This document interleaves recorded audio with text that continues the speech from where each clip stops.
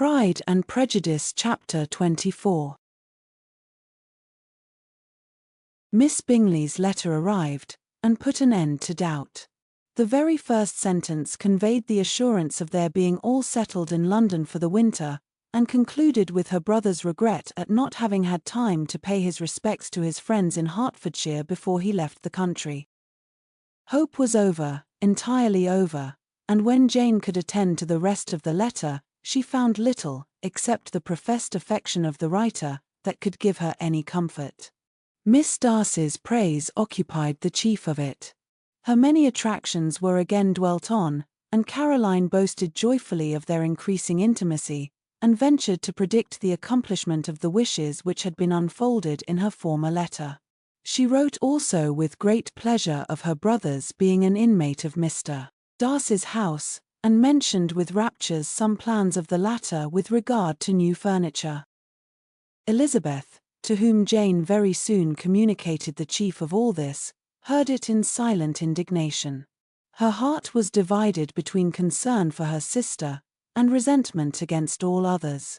To Caroline's assertion of her brother's being partial to Miss Darcy she paid no credit. That he was really fond of Jane, she doubted no more than she had ever done, and much as she had always been disposed to like him, she could not think without anger, hardly without contempt, on that easiness of temper, that want of proper resolution, which now made him the slave of his designing friends, and led him to sacrifice of his own happiness to the caprice of their inclination. Had his own happiness, however, been the only sacrifice, he might have been allowed to sport with it in whatever manner he thought best, but her sister's was involved in it, as she thought he must be sensible himself. It was a subject, in short, on which reflection would be long indulged, and must be unavailing. She could think of nothing else, and yet whether Bingley's regard had really died away, or were suppressed by his friend's interference, whether he had been aware of Jane's attachment, or whether it had escaped his observation, whatever were the case, though her opinion of him must be materially affected by the difference, her sister's situation remained the same, her peace equally wounded. A day or two passed before Jane had courage to speak of her feelings to Elizabeth, but at last, on Mrs. Bennet's leaving them together, after a longer irritation than usual about Netherfield and its master, she could not help saying, "Oh, that my dear mother had more command over herself. She can have no idea of the pain she gives me by her continual reflections on him. But I will not repine. It cannot last long. He will be forgot, and we shall all be as we were before." Elizabeth looked at her sister with incredulous solicitude, but said nothing. "You doubt me," cried Jane, slightly colouring. "Indeed, you have no reason. He may live in my memory as the most amiable man of my acquaintance, but that is all. I have nothing either to hope or fear, and nothing to reproach him with. Thank God, I have not that pain. A little time, therefore, I shall certainly try to get the better." With a stronger voice she soon added, "I have this comfort immediately, that it has not been more than an error of fancy on my side, and that it has done no harm to anyone but myself." "My dear Jane," exclaimed Elizabeth, "you are too good. Your sweetness and disinterestedness are really angelic. I do not know what to say to you. I feel as if I had never done you justice, or loved you as you deserve." Miss Bennet eagerly disclaimed all extraordinary merit, and threw back the praise on her sister's warm affection. "Nay," said Elizabeth, "this is not fair.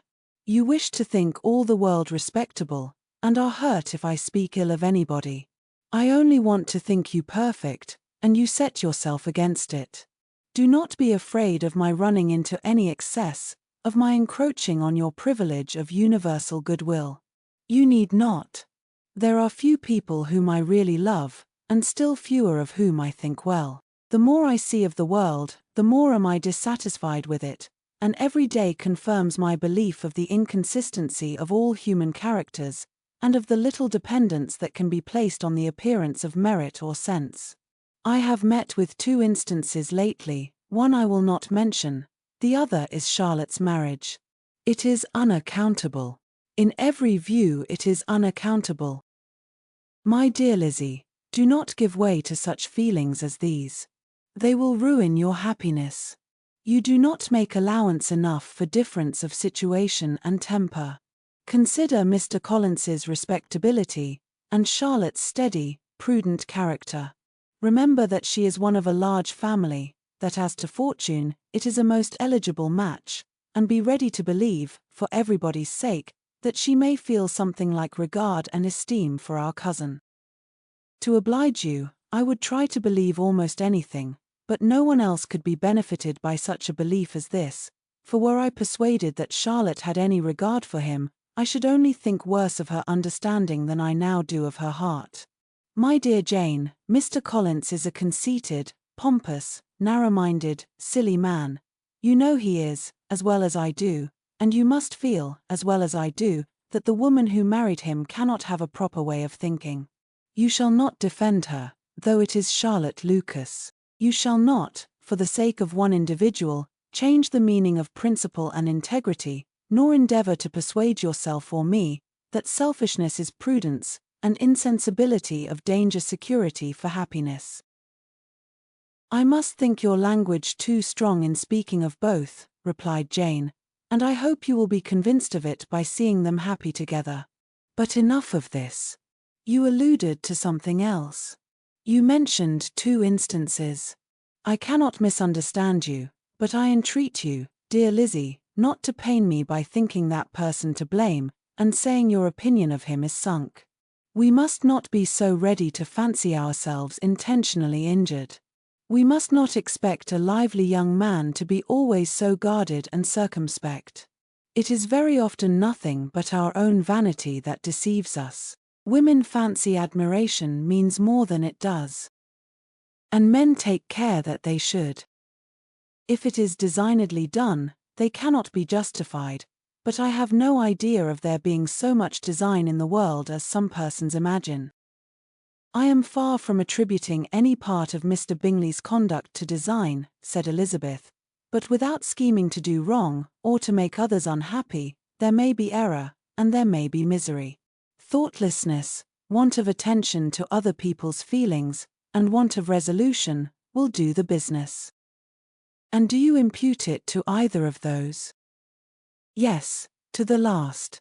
But if I go on, I shall displease you by saying what I think of persons you esteem. Stop me whilst you can. You persist, then, in supposing his sisters influence him? Yes, in conjunction with his friend. I cannot believe it. Why should they try to influence him? They can only wish his happiness, and if he is attached to me, no other woman can secure it. Your first position is false. They may wish many things besides his happiness. They may wish his increase of wealth and consequence. They may wish him to marry a girl who has all the importance of money, great connections, and pride. Beyond a doubt, they do wish him to choose Miss Darcy, replied Jane, but this may be from better feelings than you are supposing. They have known her much longer than they have known me. No wonder if they love her better. But, whatever may be their own wishes, it is very unlikely they should have opposed their brothers. What sister would think herself at liberty to do it, unless there were something very objectionable? If they believed him attached to me, they would not try to part us. If he were so, they could not succeed. By supposing such an affection, you make everybody acting unnaturally and wrong, and me most unhappy. Do not distress me by the idea. I am not ashamed of having been mistaken, or, at least, it is light. It is nothing in comparison of what I should feel in thinking ill of him or his sisters. Let me take it in the best light, in the light in which it may be understood. Elizabeth could not oppose such a wish, and from this time Mr. Bingley's name was scarcely ever mentioned between them. Mrs. Bennet still continued to wonder and repine at his returning no more, and though a day seldom passed in which Elizabeth did not account for it clearly, there was little chance of her ever considering it with less perplexity. Her daughter endeavoured to convince her of what she did not believe herself, that his attentions to Jane had been merely the effect of a common and transient liking, which ceased when he saw her no more, but though the probability of the statement was admitted at the time, she had the same story to repeat every day. Mrs. Bennet's best comfort was that Mr. Bingley must be down again in the summer. Mr. Bennet treated the matter differently. "So, Lizzie," said he one day, "your sister is crossed in love, I find. I congratulate her. Next to being married, a girl likes to be crossed a little in love now and then. It is something to think of, and it gives her a sort of distinction among her companions. When is your turn to come? You will hardly bear to be long outdone by Jane. Now is your time. Here are officers enough in Meryton to disappoint all the young ladies in the country. Let Wickham be your man. He is a pleasant fellow, and would jilt you creditably." "Thank you, sir, but a less agreeable man would satisfy me.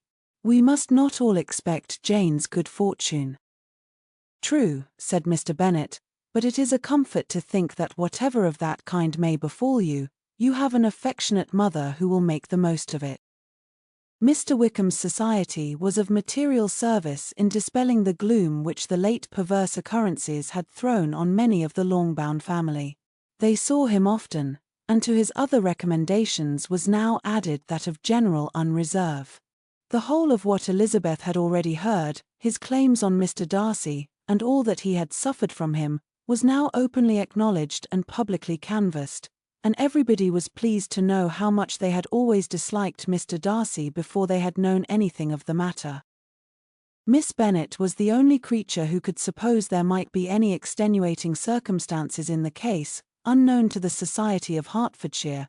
Her mild and steady candour always pleaded for allowances, and urged the possibility of mistakes, but by everybody else Mr. Darcy was condemned as the worst of men.